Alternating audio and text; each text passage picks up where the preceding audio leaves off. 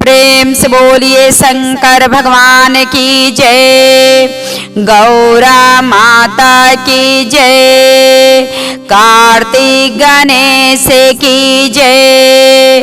तो देखिए गुरुभाई ना आप लोग के बीच बहुत सुंदर शिव चर्चा की कथा सुनाओ तनी। हमारी कथा की आप सब शुरू से लास्ट तक सुनो और सुन के कमेंट बॉक्स में बताए कि हमार कथा आप सबके सुन के कैसन लगल बाटे और कमेंट बॉक्स में हर हर महादेव लिखो। देखी एगो पत्नी वाली एगो औरत वाली अपने पति के कैसे जान मार देले वाली, काहे खातिर जान ले ले वाली। तो आप सब हमारे कथा के शुरू से लास्ट तक सुनो तो जानो कि पत्नी अपने पति के जान कैसे ले ले वाली। देखिए एक गांव रहल, वो गांव में मेहरारू मर्द लोग रहल लो, मेहरारू मर्द लोग रहल लो। उनकरे दूगो बेटा रहने, अपने बेटा के पढ़ा लिखा के नौकरी धरा देहने। माई दादा लोग अपने बेटा के पढ़ा के नौकरी लोग धरा दे लोग। इतना अच्छा नौकरी करत रहने कि उनकर महीना के सैलरी 1 लाख उनकर सैलरी रहल हवे। देखी अब लड़का उनकर रहने तो जौन अपने पसंद के लड़की क ले रहने, पसंद लड़की क ले रहने। माई दादा कहने ए बेटा तू यहाँ नौ शादी कर। देखी माई दादा के बात ना मनने, वो लड़की के प्रेम में इतना ज्यादा हो गए रहने कि अपने माई दादा के बात ना मनने। लड़की से शादी कईने, लड़की से शादी क के लड़की के अपने साथ लेके अब देखी बाहर रहे लगने। जब बाहर रहे लगने यहाँ तक कि वो लड़की के चलते अपने माई दादा के भी वो भूल गए रहने, अपने माई दादा के भी उतना ना पूछत रहने। काहे से माई दादा लोग इनकार कैले रहलो कि वो लड़की से शादी न करो, वो लड़की सही ना वाली। लेकिन देखी वो लड़का के कितना विश्वास रहल वो लड़की पे कि ना इतना हमसे बोलेली बतियावेली, वो इतना अच्छा बाटी, हमरे दिन रात के वो बहुत अच्छा बाटी। देखी वो लड़की से शादी कल है, माई दादा के बात ना मानने। अब वो लड़की देखी इतना देखी वो लड़का के साथे कितना बढ़हन चाल चलत अली कि जब कुछ दिन बीतल, कुछ समय बीतल, 5-6 साल बीतल, उनके 1 बेटी पैदा भैली। एगो बेटी पैदा भैली। बेटी देखी धीरे धीरे सियान हो गई लहली। अभी लड़का जो लड़की से प्रेम कैले रहने, शादी कर ले रहने, उनके देखी आपन उ बेचारा तो उ ते औरत मानतने आपन, लेकिन ई आपन पति ना मानतली। ई देखी अब इनकर औरत दूसरी के प्रेम में इतना ही लगन हो गई वाली कि अपन मर्द के जान लेवे के तक तूल गई वाली। देखी पति देवते चल जात रहने अपन जहाँ काम उनकर नेवी के काम करत रहने, वहाँ काम करे चल जात रहने। जब काम करे चल जात रहने, महीना के सैलरी उनका लाख रहला। इनके कुछ चीज के कमी ना करत रहने, हर चीज इनके हर खुशी इनके देत रहने। देखी एक दिन जौने लड़का से इतना प्रेम मोहब्बत करत रहली, वो लड़का के बारे में उनकर पतिदेव कुछ जान गई ने। तो उनके डांट लगवने, उनके बोलत रहने, डांटत रहने, कहत रहने। आखिर में तू बतावो हम तो के का कमी कैनी कि आज हमरे साथे तू इतना का करतलू। तोहरे चलते ते हम अपने माई दादा के भूल गईनी, अपने परिवार के भूल गईनी कि अपने मन पसंद के हम तो से शादी कैनी, लेकिन तू हमरे साथे का करतलू। आखिर में हम तो के बतावा का कमी देतनी। देखी इतना उनके बोलने, इतना डटने। ओई दिन देखी उनके अंदर कितना बढ़ा चाल बटे। अपने पति देव से क्षमा मंगनी, अपने गलती के माफी मंगली, कहली आज के बाद से हमसे इतना बड़ा गलती ना हुई, अब से हम गलती ना करब। देखी बोल डांट के बेचारा उनका नौकरी जब सरकारी नौकरी नेवी के करत रहने तो अपन काम पे चल गई ने। जब काम पे चल गई ने, अभी लोग तो जैसे प्रेम कैले रहली, अभी अपन दोनों जानी लोग जब पति देव के चल जात रहने, दोनों जानी लोग अपन मौज मस्ती घर में लोग उड़ावत रहलो। कहत न कि बताओ इतना दिन तोहरे साथे रही तनी, आखिर में जब तुहार पति देव आओ तने तो हमके बिछड़ के रहे पड़ता। कहतली तू काहे इतना टेंशन में ले रहतल, हम कौनो उपाय कर तनी ने कि हमन के इतना दिन से हमन के एक साथ, आखिर में हम शादी जानतल काहे इनसे कैनी, कि काहे से कैनी इनसे शादी कि इनकरे इतना धन दौलत सब कुछ बा, इनके मुंगले के बाद जितना धन दौलत रही हमार सरा रही। देखी कहने की कहतली कि अब हमार पति देव अब आवे वाला बाने, अब हमार पति देव आ जाइ हैं, आ जब आ जाइ हैं तो उ जाइ हैं, अगर तो आ जाइ हैं तो हम तोहसे कहम ये डॉक्टर यहाँ से जइह आ तू नशा के दवा ले ले अइह। देखी जब उनकर पति देव ने, जब उनकर पति देव ने तो का कैली, जैसे प्रेम कैले रहली, का कैली उनसे नशा के दवा मंगौली, आ नशा के दवा मंगा के अपने पति देव के खिया देली। आ पति देव के खिया के आ जैसे प्रेम कैले रहली, दोनों जानी मिल के आ देखी अपने पति के जान मार देली, अपने पति के जान मार देली। अब जान मार के देखी अब बहुत खुश वाली, अब जितना हमार धन दौलत जितना बा उनके नाम के शराब हमार हो गई धन दौलत, अब हम इनके साथे ते अपन मौज मस्ती से रह। देखी का कैली, जौन बेटी रहली उनके साथे अपने बेटी के अपने मैके पहुंचा देली, अपने मैके पहुंचा देली। अब मैके पहुंचा के आ का कैली, अपने आ जैसे प्रेम कैले रहली, दोनों जानी कि अपन लोग निकल गए बाहर में अपन मौज मस्ती करे। देखी गईली मौज मस्ती ते क के अली, आ जौन इनका लड़की रहली मैके पहुंचौले रहली, उ लड़की अपने नानी नाना से सारा बात जौन देखले रहली सारा बात अपने नानी नाना से बता देली। देखी माई दादा तो पहले थोड़ा बेटी के बात ना मनने, लेकिन नतनी के बात ना मनने। जब ये दोनों जानी लोग अपन घूम के लोग आए, लोग कुछ 5-6 महीने में घूम के लोग जब घरे आए लो, अब कितनों दिन पे जब लोग घरे आए लो ती लोग का कैले रहल, जे के अपने पति के कटले रहली तो अपने पति के 15 टुकड़ा में काट के आ जौन ड्रम होला प्लास्टिक के, वही ड्रम में का कैली, वही में भर देले रहली। आ भर के ऊपर सीमेंट से ओके का कैले रहली, पैक कर देले रहली, पैक कर देले रहली। देखी कितना होशियारी बुद्धि लगौले रहली कि तो सड़ भी जइहें तिनकर महक कहीं ना जाई। अब देखी दोनों जानी लोग जब आए, लोग घूम के लोग घर में घुसल लो, तो जब देखा लोग तो कहत तने का जैसे प्रेम का कहत तने, तू इतना तो कैलू उपाय, लेकिन हमके तो डर लगता कहीं हमन के पकड़ा ना जाल जाए। कहतली ना हमन के पकड़ाए ना जाई, हम उपाय हम अपन दिमाग चलाओ तनी, हम दिमाग से अपन कार कर तनी, तू काहे इतना डरात ल, तू डरा ना, हमन के अब जिंदगी तो अब हमन के ऐस सेवा।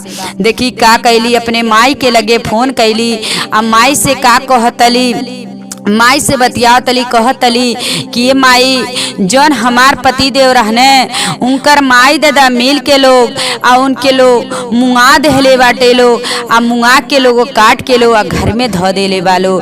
देखी उनकर माई कहतली, ये बेटी तू ऐसन काहे कहतलू, उनकर माई दादा लोग ना कैले हो लोग कुछ काहे, तो नाही हमके वो अलग लेके रहत रहने तो लोगन के बहुत दुख होत रहल, बहुत कष्ट होत रहल।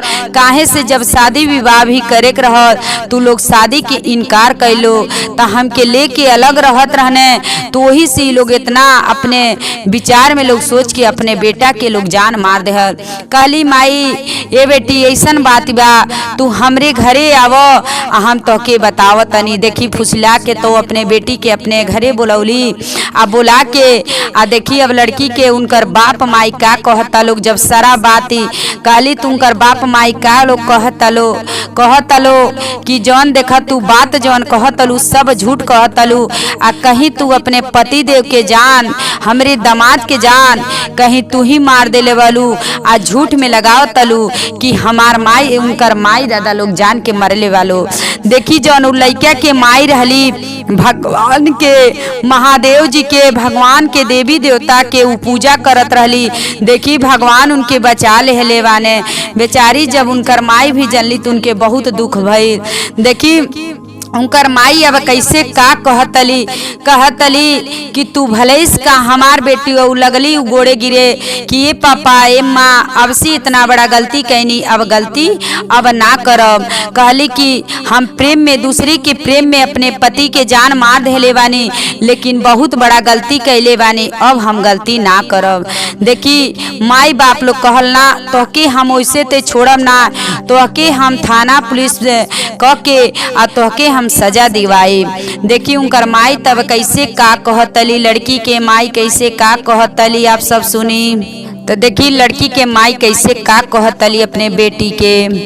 अरे मर्दे के मारी देहलू जानावा जो कैसन नारी बालू हो। अरे मर्दे के मारी देहलू जानावा तू कैसन नारी बालू हो। अरे कैसन बालू तू ही नारी, तू कैसन बालू हो।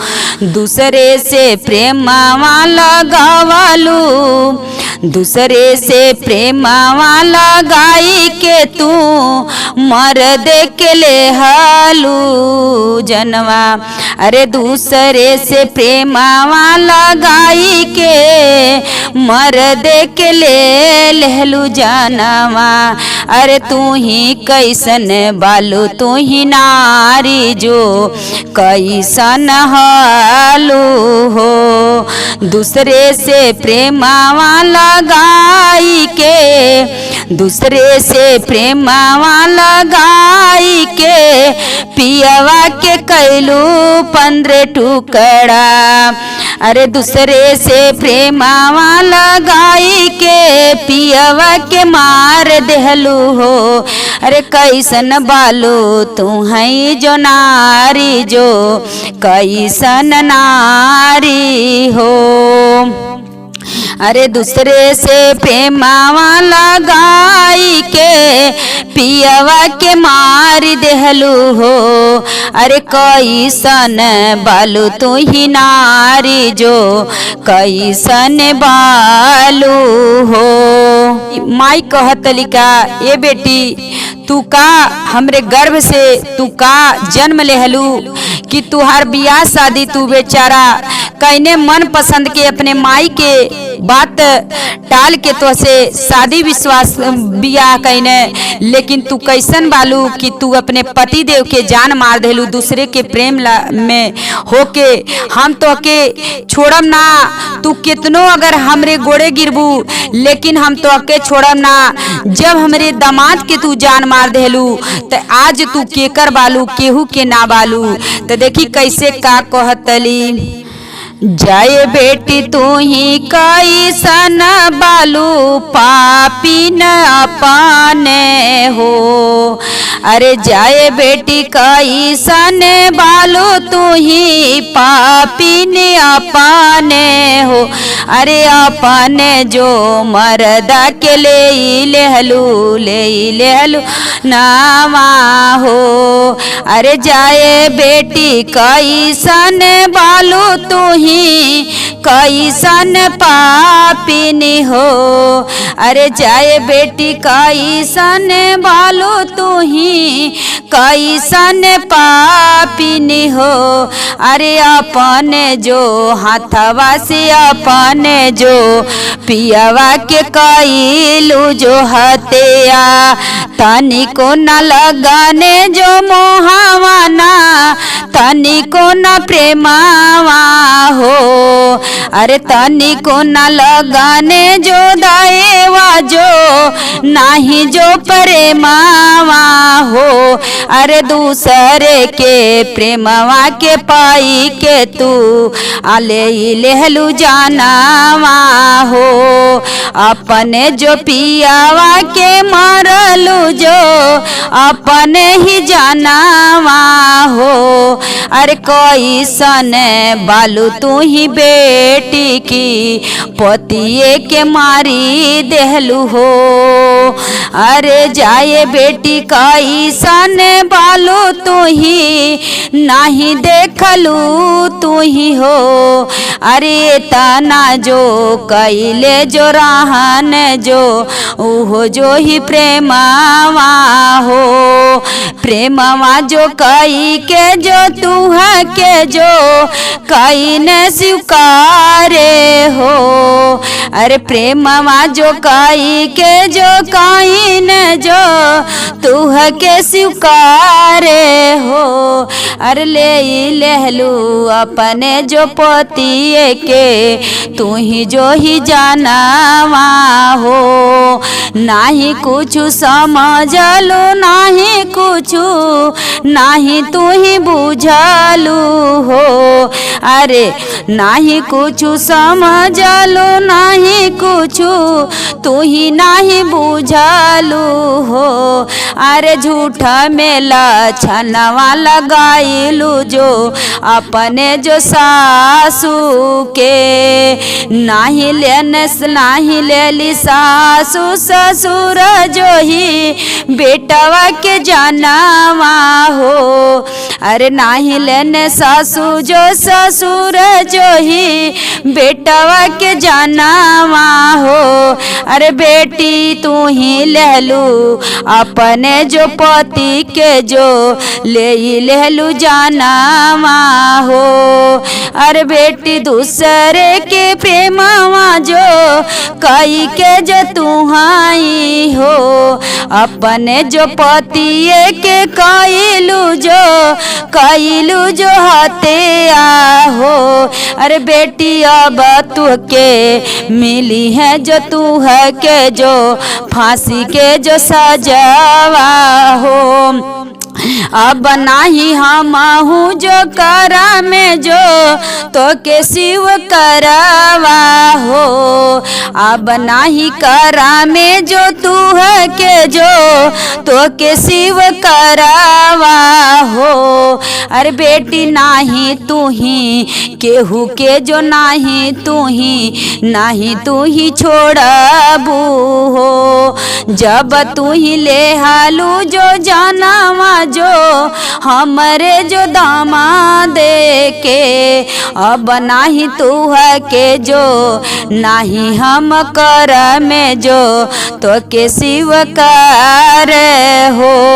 अरे बेटी तू हाँ के जो मिली है जो फांसी के जो सजा हो।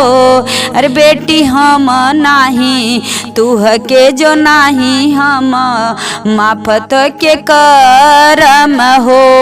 देखी अपने बेटी से सारा बात कहली और रो कहतली कि अब ना हम तो के स्वीकार करब, तू हमार बेटी ना हो। जब हमरे दामाद बाबू के तू मार देहलू कि वो इतना लाख रुपया महीना कमात रहनी, आखिर में तो के का कमी कहनी कि आज तू जान मार देहलू। आखिर में वो कैसन रहने हैं, कौन से तू प्रेम करके अपने पति देव के जान मार देलू। आखिर में अपने ही प्यार से तो उनसे शादी कैलू, लेकिन धन दौलत के लिए तू शादी कैलू तो तू अब हमार बेटी ना हो।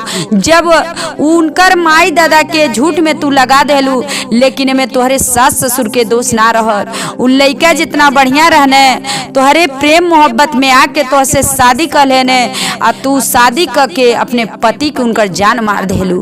बताओ जब जान मार देलू तो तू कैसन। देखी अब थाना पे ले जाके लोग वही जा और उनसे सारा बात पुलिस से लोग कह लोग आ कई के कहले कि लोग हमार बेटी ना है, कुछ ना है कि आज अपने पति के जान मरली, हमरे दामाद जी के जान मरली, तज सब केहू की जान मार देली। ती हमार बेटी ई ना है। देखी वही जा जैसे प्रेम करत रहली ऊ आ दोनों जानी लोग अपन जेल के अब रोटी लोग तुरता आ वही जा फांसी के सजा अब लोगन के दोनों जानी के मिली। तो देखी गुरु बहिना आजकल पे के केहू पे विश्वास करे लायक ना बाटे कि जेकरे पे पे विश्वास करा उहे भी जान मार दी। जब देखी पत्नी ही अपने पति के जान ले लेहली कि इतना पैसा धन दौलत उनके लगे रहल, लेकिन दूसरे के प्रेम में आके अपने पति देव के जान मार देली। अब मार के आ झूठ में लड़का के माई बाप के लगा, माई के या बाप के लगाव तली के अपने बेटा के लोग जान मारल। लेकिन देखी जौन बेटी के जन्म देले रहली उहे छोट रहली, नातिन त जाके बतौली कि खुद के मम्मी ही पापा के मार देले वाली, या मार के उहे ड्राम में भर देले वाली। तो देखी गुरु बहिना केहू पे आजकल के विश्वास करे लायक नाई बा। भगवान पे भरोसा करे, इंसान पे कोनो भरोसा कैले पे कुछ ना बटे। अगर भगवान के देवी देवता की आप पूजा करतनी भगवाने आपके महादेवे जी ही रक्षा करिए। देखी इंसान पे कोनो भरोसा ना बटे। हर हर महादेव।